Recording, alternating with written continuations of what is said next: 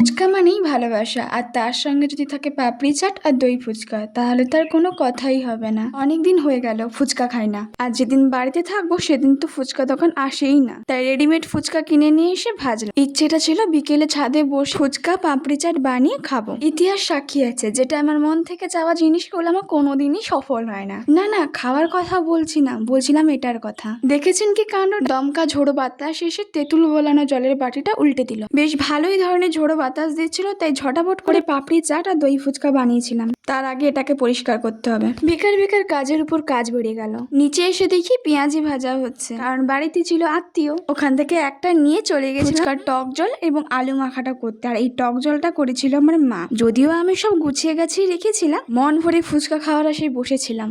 দেখুন কতগুলো ফুচকা বানিয়েছিলাম, মানে ভেজেছিলাম, আর তারপর দেখি এই অবস্থা ফুচকাগুলোর। যাই হোক, ওগুলোকে একটু অ্যাভয়েড করে আমি মন দিলাম ফুচকা।